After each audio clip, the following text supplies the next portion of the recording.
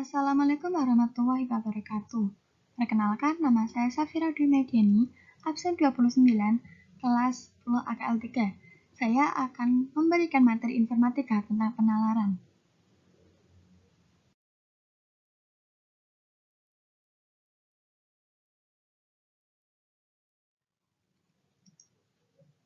Topik yang akan saya bahas yaitu pengertian penalaran, jenis penalaran, dan penjelasan dari ketiga jenis penalaran.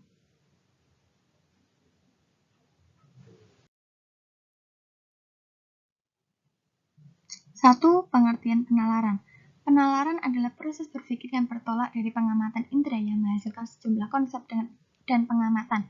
Berdasarkan pengamatan yang sejenis juga akan terbentuk proporsi-proporsi yang sejenis.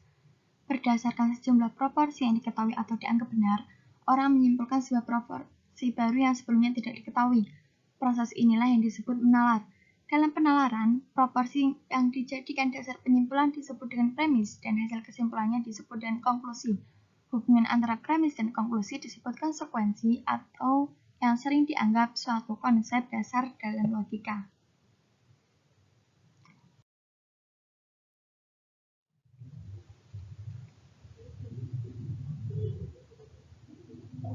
Penalaran dapat diartikan suatu proses berpikir yang menghasilkan pengetahuan. Agar pengetahuan yang didasarkan penalaran itu mempunyai bobot kebenaran, maka proses berpikir perlu dan harus dilakukan dengan suatu cara atau metode tertentu. Penarikan kesimpulan barulah dianggap valid atau benar apabila prosesnya dilakukan dengan cara tertentu tersebut. Cara tertentu tersebut disebut logika. Logika adalah pengkajian untuk berpikir secara valid atau benar.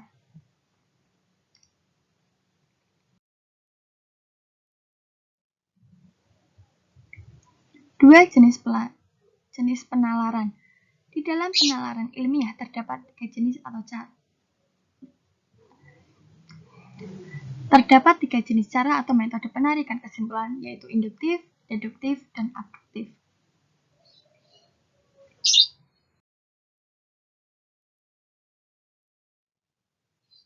Tiga, penjelasan. 1. Penalaran deduktif. Penalaran deduktif adalah proses penalaran dari satu atau lebih pernyataan umum untuk mencapai kesimpulan logis tertentu. Penalaran deduktif berjalan ke arah yang sama dengan kondisional dan menghubungkan premis dengan kesimpulan. Jika semua premis benar, persyaratan jelas, maka kesimpulan yang dicapai pasti benar. Penalaran seperti ini disebut dengan penalaran valid atau sah. Hasilnya adalah sebuah argumen yang juga valid. Ringkasnya, cara penalaran deduktif adalah cara berpikir yang berusaha dengan penarikan kesimpulan dari kategori umum menjadi khusus.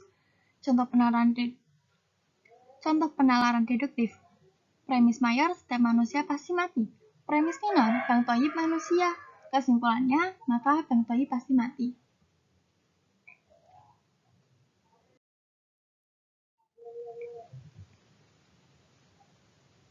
Dua, penalaran induktif.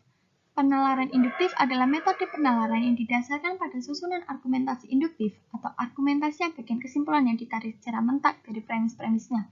Tidak jarang kita temukan contoh-contoh kasus yang di dalamnya bukti yang konklusif tidak bisa diperoleh.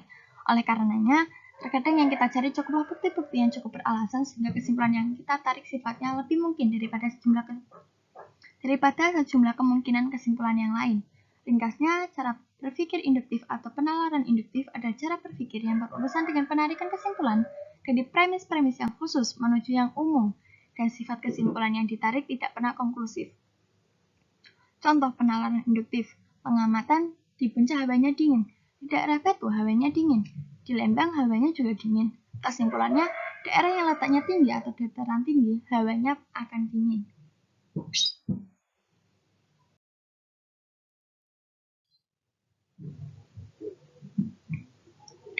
3. Penalaran abduktif. Penalaran abduktif biasanya dimulai dengan satu set pengamatan yang tidak lengkap dan berlanjut ke penjelasan yang mungkin untuk kelompok pengamatan. Ini didasarkan pada pembuatan dan pengujian hipotesis menggunakan informasi terbaik yang tersedia. Kadang-kadang perlu menebak secara terpelajar setelah mengamati suatu fenomena yang tidak jelas. Penalaran abduktif berguna untuk membentuk hipotesis yang akan diuji. Penalaran abduktif sering digunakan oleh dokter yang membuat diagnosa berdasarkan hasil tes dan oleh juri yang membuat keputusan berdasarkan bukti yang disajikan kepada mereka. Contoh dari penalaran abduktif.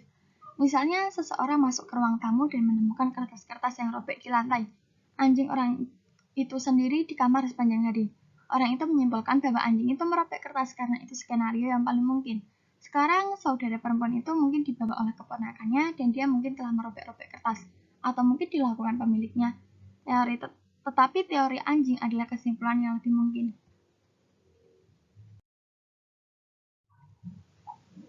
Baik, terima kasih. Sekian dari saya. Kurang lebihnya mohon maaf. Wassalamualaikum warahmatullahi wabarakatuh.